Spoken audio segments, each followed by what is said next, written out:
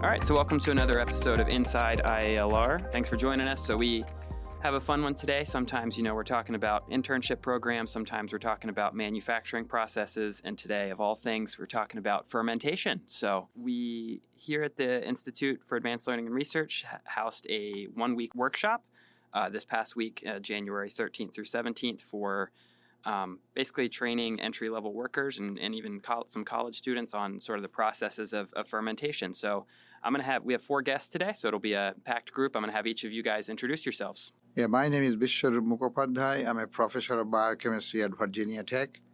Originally trained as a chemist and engineer, biochemical engineer, then became microbiologist and biochemist. And I'm Scott Lowman. I am Vice President of Research at the Institute for Advanced Learning and Research, and I'm happy to participate with this podcast. And we realized today the most frequent guest on this podcast we've had, so excellent.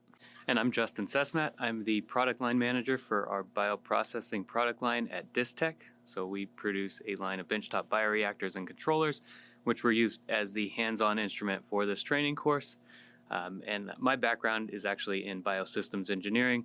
I've done a lot of work with process scale-up and tech transfer around fermentation and cell culture process. This is open-ended question for all of you. We'll keep it short and sweet. What is fermentation, and kind of what industries is that commonly used in? Fermentation came from anaerobic processes where some sort of it started with the alcoholic fermentation, where production of alcohol, that's where the word came, and those processes occur in the absence of oxygen. Wine is another one, and talking about beer. But then those occurred in large tanks or large systems, and then people started producing product using microbes at a large tank. So similar to operationally like alcohol production, but in the presence of oxygen. But they continue to use the word fermentation and fermenter, although those are not occurring in the presence of oxygen. And that's caught on. So now everything about growing microbes at a larger scale, we call fermentation and fermenter, but better word probably bioreactor, which is a more neutral term. Okay. So anything with microbes, you're saying that sort of falls under the umbrella of fermentation. I know this was the first workshop we offered here. Tell us a little bit about kind of what the week was like. First of all, I guess, who came to this workshop? What was kind of the target market for this? We're so thrilled to host the workshop here at the Institute. And it's a great opportunity for us to bring together experts like Professor Mukhopadhyay from Virginia Tech, as well as industry like Distek, and to see their wonderful equipment. But importantly, we also have students here from community college, from Virginia Tech, as well as industry participants. So people that are scaling up or building new facilities, and they're interested in sending employees here to learn more about fermentation. So it's a week-long event. It's hands-on. It's taught by experts. And again, it's something that we're very proud to partner with Virginia Tech to put this on. So what was this week like for the students that were here? I mean, walk me through. Was it a lot of classroom time, a lot of experimenting with different kinds of technology and hands-on? Was it some of all of the above? What was this week like? The week included both classroom and hands-on activities. They not only learned about the fundamentals and the principles of fermentation in the classroom, but they went and then put those principles to work on machines themselves and on various types of equipment to analyze the products coming from that fermentation. And one thing for me from Distek that I really liked about this workshop is that we did get our hands dirty with working on the equipment. A lot of training courses really do focus a lot on theory and lecture, which is great. You do get a lot of foundational knowledge that way, but really solidifying it and running the systems with actual microbes really drives home those concepts that we learn in the lecture.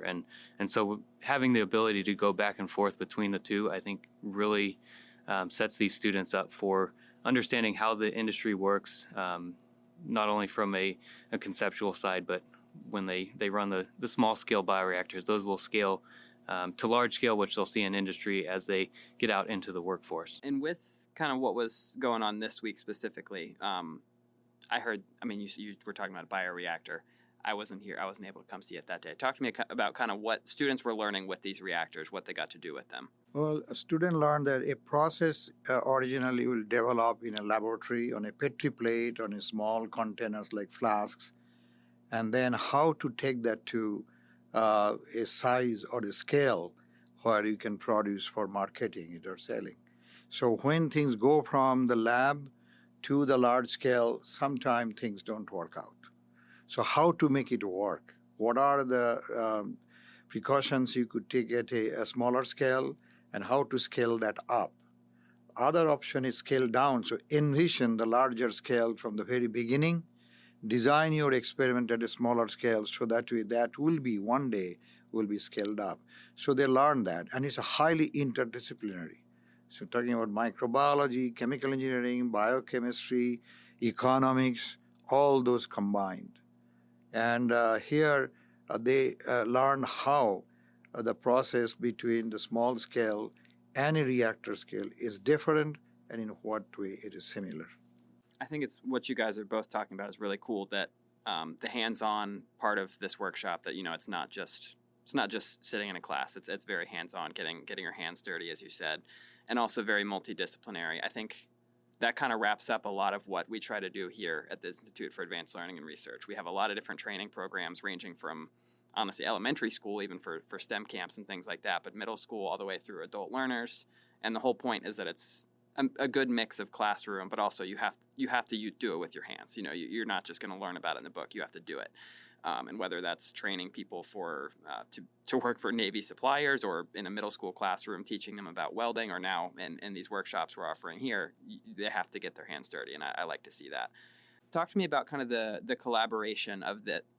Scott, I know we've had this idea for a while of being able to offer this. Talk to me about the collaboration and sort of how we brought this together to not just include us, but to include Virginia Tech, to include Distek, and I know there were other companies involved as well. So kind of talk about how this all came together. So Dr. Mukhopadhyay and I have been talking for a number of years now about not only the hands-on training, but the opportunity that we have here at the Institute to partner with Virginia Tech to offer a different type of training, something that's not only geared towards undergraduate and grad students, but something that could include companies and community college students or people wishing to change careers. We believe that the fermentation industry is growing in Virginia. All data indicate that. The governor's just invested $90 million at 3 centers across the state to increase the amount of discovery that can lead to fermentation. But we know that there are not a lot of support services for those companies on the job training side or on the scale-up side. So we think there's an opportunity to be both.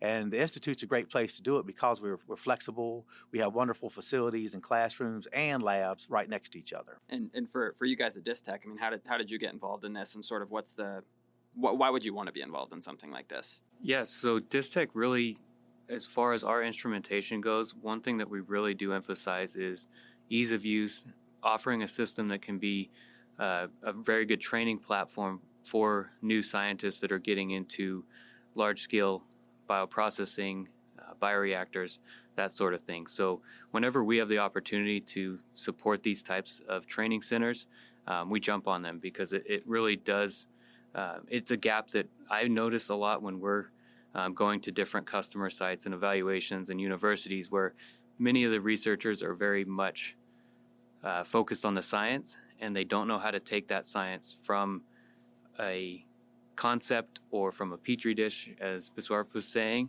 and taking that to a bioreactor.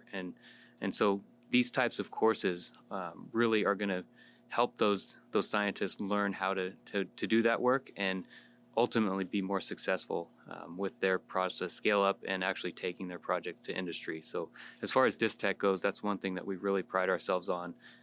And we have many different controllers at teaching institutions throughout the U.S. So this IALR support is right in our wheelhouse, and we love to help these types of programs. Yeah, no, absolutely. And I know we go the opposite way, where we're technically a part of the Commonwealth of Virginia, but work very well. We're bridging that gap between public and private sector and bringing all those, whether it be a company like Distek or Virginia Tech, or in bringing those things together. I think that's Scott can talk about that all day, how that's sort of what we do, is bring academia and industry together. And I think this is a great reflection of that. So what's kind of the, we had our first 1 week workshop. Is this something that's going to continue, or are we going to try to keep offering this or scaling this up, or what's kind of the next steps? Oh, I think we definitely want to continue this and expand. We'll get together in the next couple of weeks and sort of, recap what we did and see areas we can improve. But the important thing is we've done it once. We've got our feet wet. We know what to expect now, and the participation has been great with the folks attending. So I myself personally am super happy with how everything turned out, and it's something that part of our mission as economic development and being a catalyst for regional transformation is also to support industry in the region and beyond. And this really meets that workforce component of industry support. That's all the questions that I have. We'll keep it short and sweet. Is there anything else that you guys would want to add, or anything else you think it's important that people know? I could comment that this is a collaboration. And so we are very careful building the first one. So we reached out to folks we knew and folks we did not know. The focus has been that not only they are great as a technology, scientist, equipment, but do they have the temperament for the teaching this kind of thing to sometime uninitiated. Our goal ultimately to reach a population from high school, community college, and Ph.D. So this kind of program should be broad enough that everybody will get skilled at a particular level that is needed for industry. We need everybody. So I think we have met that goal, or we are very happy about that. We feel that we gathered a team who is able to train at that particular range of folks. All right. Well, yeah. Again, thank you all for being here. I think this is cool just to see the collaboration as you all were talking about. So thanks for joining us today.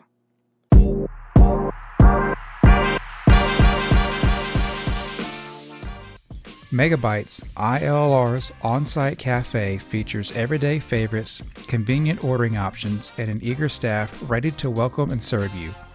Our enticing menus offer something for everyone, from a fresh, well-stocked salad bar, wraps, sandwiches, and our rotating hot buffet offered on Tuesday, Wednesday, and Thursday.